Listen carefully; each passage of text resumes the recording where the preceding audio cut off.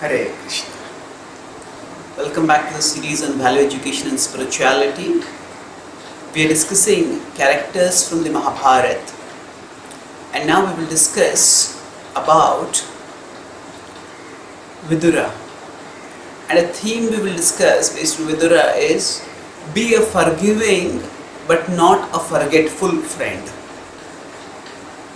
So, forgetful here refers not to forgetful in the sense of being irresponsible, but forgetful in the sense of being negligent about the wrongdoings of a friend.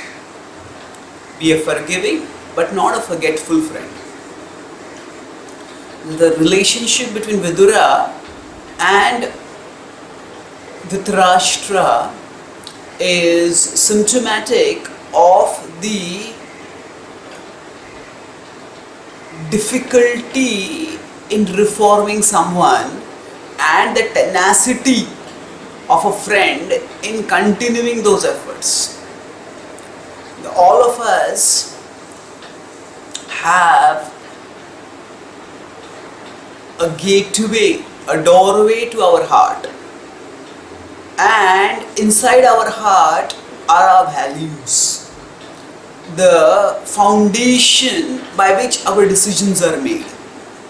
So, our values are what determine what we will do. Now, we may have not deliberated our values, but it is our values that determine our decisions. The student may be studying for an exam, but if suddenly the student hears that, some beauty pageant is being organized and some of the most beautiful women are right now in the college in the auditorium, the student will just drop the studies and rush to the auditorium in a big crowd, even a stampede. Why? Because that particular act of, say, enjoying seeing those beautiful women is at a deeper level considered to be more valuable. That may not be a conscious decision. If the student would be in a more rational and calm frame of mind, they may well think, okay, my studies are more important, my exam is there tomorrow, I can't waste my time like this. But the point is that whether our values are consciously deliberated or unconsciously accepted, our values base our decision, determine our decisions. So now, no two people can have identical values, or many people can have similar values. And generally speaking, our friendships are developed based on some sharing of values. In a college, some students may like music, and two people who are musicians may become friends because of their like-mindedness. Some others may like cricket, and because of their shared interest in cricket, they may become friends. So, all of us, if we consider ourselves to be circles, then we will find that there has to be some intersection between two circles for some friendship to be established. So if we cannot find much of an intersection, then even if we are physically placed together, then the relationship doesn't go beyond the nominal meet and greet type of relationship. But for our relationship to become heart to heart, there has to be some overlapping between the two circles of interest, ambitions, likings, concerns of the two people. Now, sometimes the circles may intersect just because of bloodlines. Two people may be related, and because of being related to each other, they are put together in certain situations, and in those situations, they work for moving forwards in their life. So therefore, the key thing in life is to find, whenever we want to develop any relationships, we have to find out what is it that is the intersection between us and others. And based on understanding of that interaction alone can we move forward in developing relationships. So now, if we look at the character of these two characters in the Mahabharata, if we look at the character of Vidura and the character of Dhritarashtra, we will find that their character is remarkably different. That Vidura is virtuous, is saintly, is learned in scripture, and is committed to a life of simplicity and devotion. Simplicity not in terms of rejecting royal opulences, but simplicity in keeping his priorities in life simple. He understands that life is meant to be lived according to dharma, and he is ready to stick to dharma no matter what happens. In contrast, Dhritarashtra is a person whose commitment to dharma is shaken by passing wind. So he's like a leaf in a river which just goes whichever way the winds or the waves flow. And their intersection is primarily because of their relationship. They are half brothers, and as half brothers they share some common interests. Now, in the struggle for succession that characterized the life between the generation of Dhritarashtra, Vidura and Pandu, the struggle was not explicit in the sense that there was no open fight among them, but it was still a very strong unspoken tension, because Dhritarashtra wanted to be the king and he was the eldest brother, and normally he would have become the king. But in this particular situation he could not become the king because from his birth he was blind.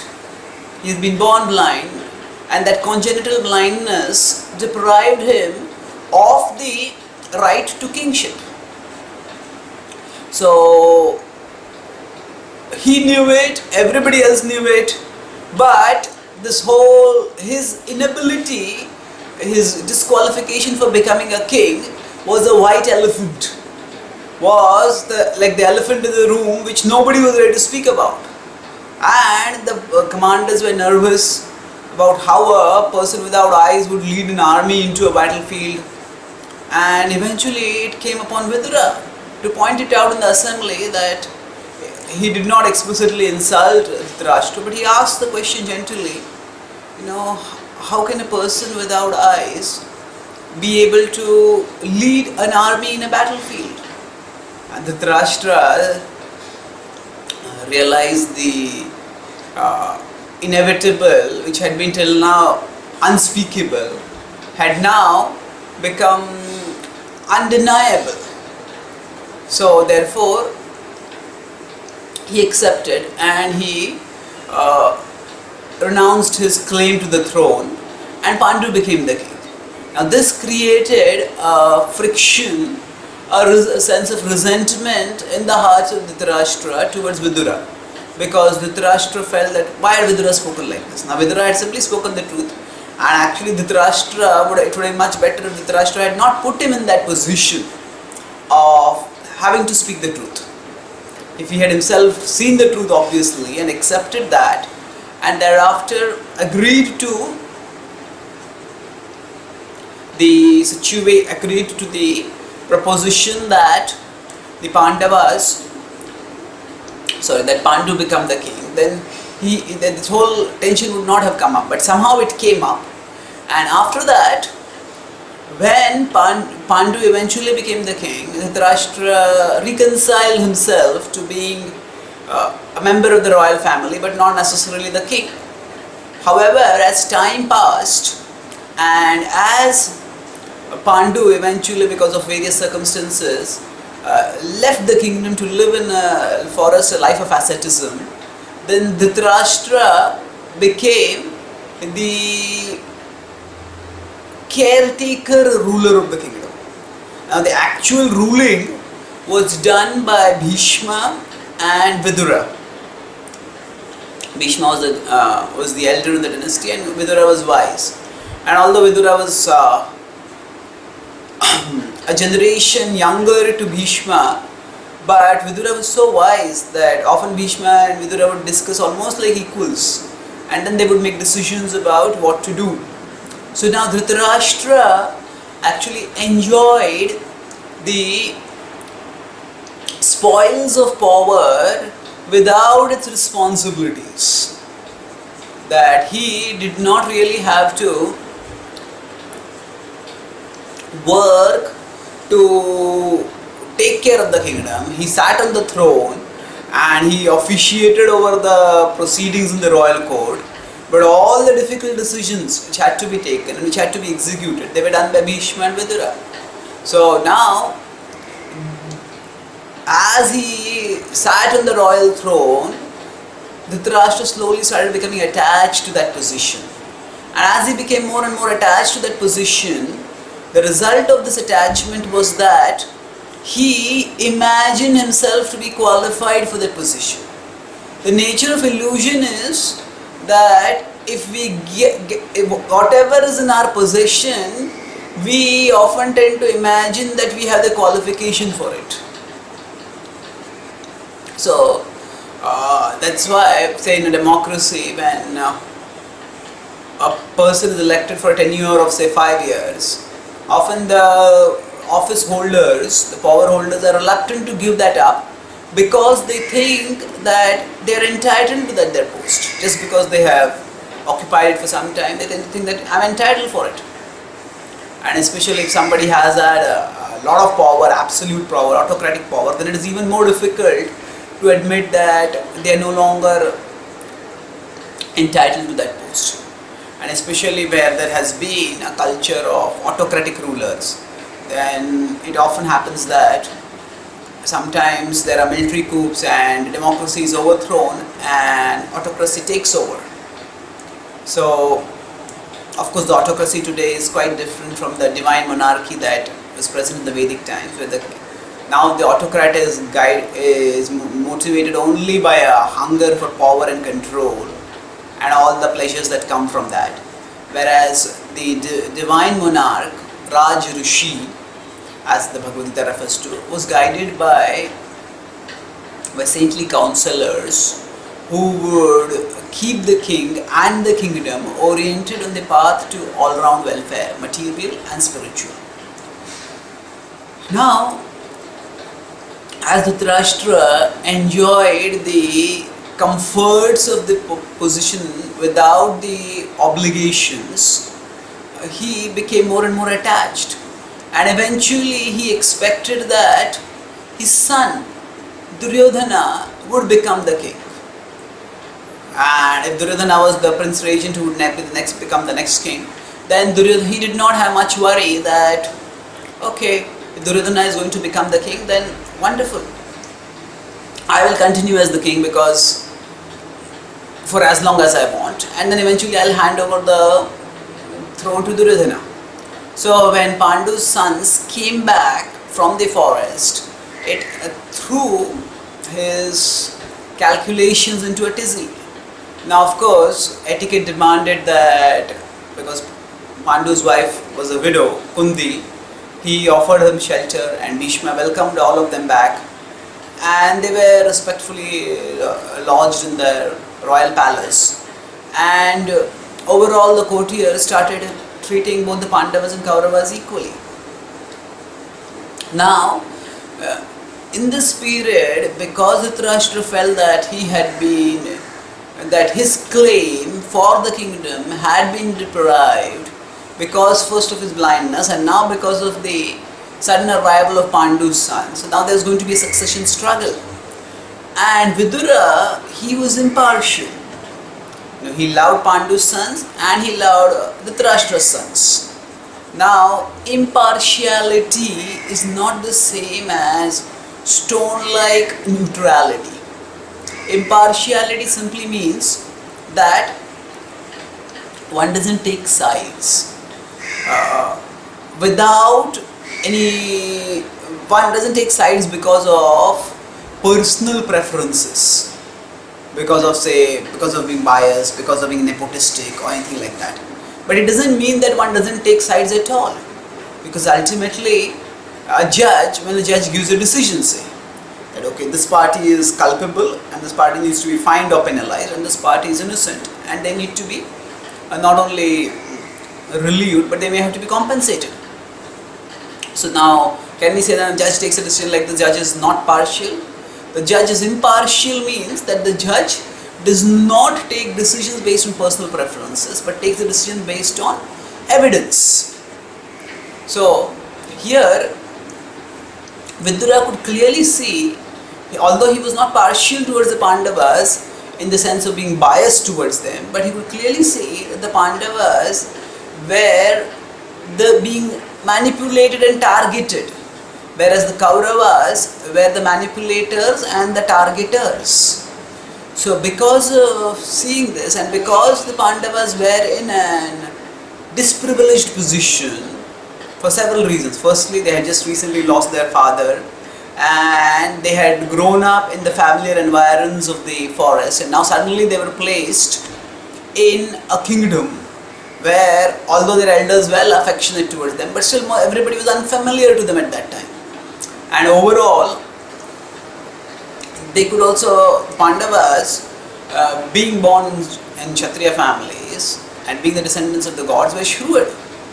And being shrewd, they could clearly make out that the Kauravas had some evil designs against them. Although the extent of the evil designs was not known, but still there were evil designs. And therefore, the result of all this was that the Pandavas had to be always on the guard. And then when Duryodhana tried to poison and kill Bhima, and somehow by the Lord's inconceivable arrangement, Bhima not only survived but emerged stronger from that whole conspiracy.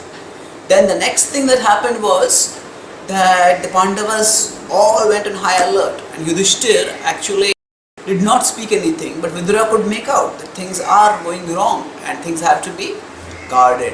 So it was Vidura who now decided to take the responsibility of taking care of the Pandavas. And that's why later on, there are many incidents that happened, but when the Pandavas were sent to the Varanavarth forest, to stay in the house of lac, it is Vidura who was very careful, very vigilant and diligent, and he had his spies in the assembly, and through the spies he had come to know that Duryodhana and Dhritarashtra had hatched a conspiracy to do away with the Pandavas. He knew that they were going to be sent to Varanavat to never come back, to be killed over there. And he also knew that a house of lac had been built for them, where they were to reside and where they were going to be eventually consigned to the flames and become ashes. So when he came to know about this plan, now he couldn't even convey it very openly, because it was also known that just as he had his spies who were watching the Dhritarashtra and Duryodhana, Dhritarashtra and Duryodhana also had their spies who were watching the Pandavas and watching Vidura. So just before the Pandavas departed for Varanavat, Vidura came and he used his own expertise. And what did he use the expertise for? To caution the Pandavas. And he said that there are weapons which kill without piercing the body, without penetrating the body. And that just as those who know how to escape when there is a forest fire will not be wounded. And he says one who is controlled in the senses can attain success amidst all dangers. So this was an enigmatic sort of message, and he not only was it enigmatic because of the content, but it was enigmatic because also of the medium. The medium means it was spoken not in the local language, not in Sanskrit, but in one of the dialects, so that if there were any onlookers or spies, they would not understand the exact content of the message. And even if there were some spies who knew that particular local dialect, even then they would not be able to figure out the message because it was enigmatic. So Vidura was shrewd enough to not let his suspicions come out in public, and especially not let the Pandavas either go away uninformed of the dangers that lay ahead, or let Duryodhana and his aides come to know that the Pandavas had been alerted about the imminent danger, Yudhishthira was very shrewd and he immediately understood what had happened. And because he understood it, he immediately told his brothers and his mother. His mother asked, "What did he mean?" And he told that actually there is a house on fire. We will probably be burnt. Now, Vidura also arranged for some expert people to dig a tunnel right from the house outside into the forest, so that when the house of lac would be burnt, they would be able to escape. And not only that, Vidura also arranged for a boatman to be there for the Pandavas when the Pandavas would eventually escape. So we see it was enormously resourceful arrangement. And that's why later on Yudhishthira says that just as a mother bird protects her babies with her own wings from the attack of the elements, be it extreme heat or extreme cold or extreme rains or whatever, so similarly you have protected us. He expresses gratitude. Now Vidura, his shrewdness and his saintliness are an interesting combination. His saintliness was not in terms of being indifferent to the things of this world. His saintliness was more in terms of being responsible for taking care of things without becoming partial or biased towards anyone. So as the Pandavas lived alertly and eventually escaped, now Vidura knew that the Pandavas had escaped from the forest because his men had told him, but he did not, from the Varana forest, from the Varana fire, but he did not tell anyone else. Even Bhishma, he did not take into confidence at that particular time. So Bhishma also grieved, thinking that the Pandavas had been burned in the fire.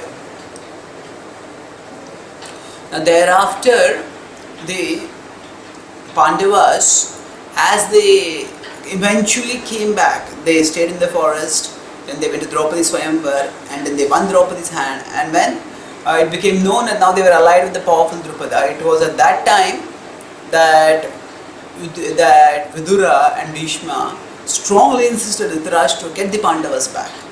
And the Pandavas were brought back, and then it was decided the kingdom would be split into a half, but actually it was again done in a biased way, because Dhritarashtra gave a very discriminatory settlement in which he gave a arid, uncultivated, uncivilized, unpopulated land, the Khandava area, half of the kingdom.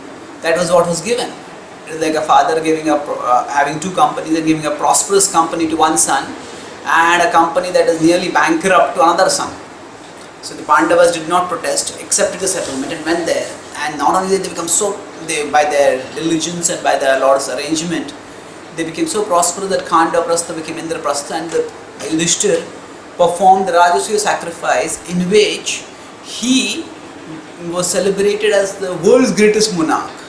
Not just greater than the Kauravas, but even greater than all the other monarchs of the world. And this caused Duryodhana's envy to flame beyond all tolerable limits. And then the terrible gambling match took place in which the Pandavas were dispossessed of everything, their wife was dishonored, and then they were sent to the forest. So when they were sent like this to the forest, at that time, Vidura tried his best to avert the disaster. And we will discuss about that in our later sessions. But here, what all did Vidura try to do?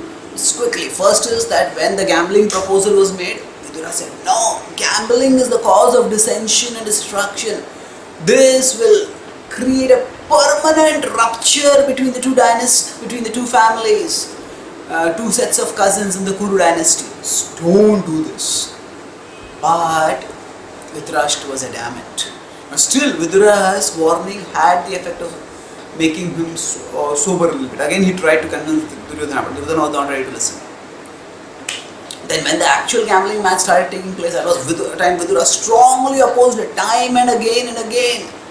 He appealed to the assembly and appealed to the king. He said, virtue has departed from this assembly, and that is why the assembly has accepted such a terrible proposition that they have thought of disrobing a virtuous woman like Draupadi, and everything will be destroyed because of this. And eventually, after Krishna appeared as the unending sari of Draupadi, and after Krishna appeared as the whole assembly match started going to two extreme proportions. Then it was Vidura who told Dhritarashtra, things have gone far enough, stop now, stop it, okay. All sorts of inauspicious omens were coming in the assembly.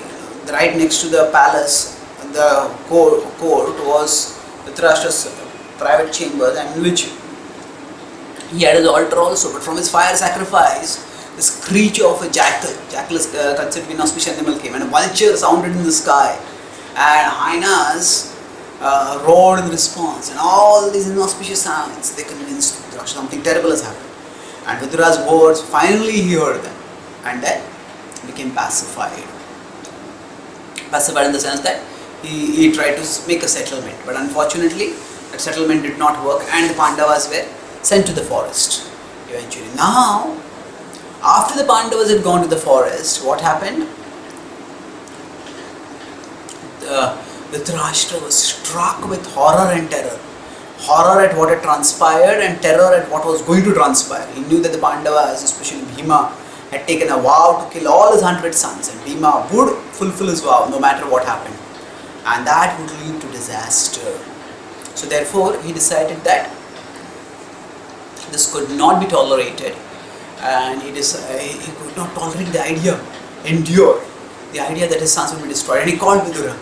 Oh Vidura, please tell me, how can I bring auspiciousness to this? Now Vidura was resigned to the inevitability of the destruction of the Kuru dynasty. He said, now that you have dishonored Draupadi and you have watched it silently happen, there is no auspiciousness of the Kuru dynasty. The Kuru dynasty is ruined. Now this was not the word that Dhritarashtra wanted to hear. He started feeling annoyed, and then Vidura continued, but if you want auspiciousness, there's only one way right now. He said, have Duryodhana arrested and have him put in jail, and whoever supports him, Dushasana and others, have all of them also arrested, put in jail, Karna, Shakuni, and then send the whole royal army with all honors to the Pandavas in the forest and invite them back to rule the kingdom. This is the only way you can wrong the injustice that you have done, and this is the only way that you will be able to avoid disaster. When Dhritarashtra heard this, he became so angry. He said, I thought you were always impartial, but now I understand that you are always partial to the Pandavas. You desire their good only, and you desire the suffering of my sons. And how can I cast away my own son? And because you give me such advice, therefore I know you to be biased, and I have no more need for your counsel. Go wherever you may desire. In this way, he practically dismissed and banished Vidura. And Vidura immediately left. And he decided that if his counsel was going to be unheeded and if his presence was unwanted, then there was no need for him to stay in the place where such unrighteousness was prevailing. And he left. He joined the Pandavas in the forest. He went in his own chariot and he joined the Pandavas. And the Pandavas initially surprised. Now what is he Vidura coming for? Has Dhritarashtra sent him to summon them for another gambling match? But Vidura, when he told the story of how Dhritarashtra had dismissed him with harsh words, Yudhishthira, although he was junior, he comforted him, and then he welcomed. So Vidura said, I would like to stay with you in the forest. And Yudhishthira welcomed him, and as they were staying there, they stayed overnight, they had many talks. The next morning, Sanjay came over there. And Sanjay said that the king has conveyed his deepest regrets to you, and he has requested you to come back. He is constantly grieving in your absence. Now Vidura thought deeply. He knew that it was unlikely that Dhritarashtra would change his heart. But at the same time, if there is some possibility to change his heart, then that possibility should not be neglected. Because if the possibility was there, then that possibility, if exploited, if utilized, could well be the reason for preventing the eventual destruction of the Kuru dynasty. So he felt obliged to go back. And when he came back, Dhritarashtra asked him for forgiveness. And Vidura immediately very congenially forgave him. But although he forgave him, he did not forget his weakness and he did not forget the Kauravas' wickedness. And that's why he always remained on guard.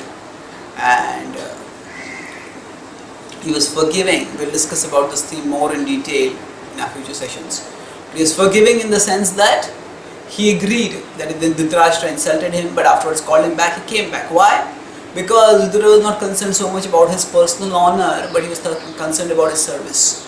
And he felt that he would be able to serve best by being in Kurukshetra, in the assembly, where he would try to give advice to Dhritarashtra. He would keep a watchful eye on the shenanigans of Duryodhana and company, and where he could be at the center of the events which were happening in the king assembly, and make sure that he could protect the Pandavas by whatever way was possible. So in this way, Vidura took up this heavy responsibility, and he was forgiving but not forgetful. Even while he was in the kingdom, he did not forget that Dhritarashtra had a weakness, Duryodhana had wickedness, and this combination of weakness and wickedness was terrible for the Pandavas. He was an alert, but he did not let resentment rule his relationship with Dhritarashtra. He let the desire for the best for everyone, and including the best for Dhritarashtra, be the basis for his relationship. So similarly, in our own lives, we have some friends who may go on the wrong track, and they may go on the wrong track, but we should not go on the wrong track with them. Although we want to be friendly with them, but being friendly with someone does not mean that we have to compromise and sacrifice our values for that friendship. In fact, the values are what give foundation to our friendship. And when we stay true to our values, then eventually actually our friendship will become much deeper and stronger. Because friendship is not just based on doing things together, but friendship is based on trusting each other. And we can trust each other not just by physically doing things together, but by staying true to our values. Because when people see that we are true to our values, then they know that they will not be opportunistically betrayed by this person if as a future student comes. They know this person is staying true to the values. So that's how we will see that eventually Vidura's counsel was heard by Dhritarashtra. That we will discuss in our next session. Thank you.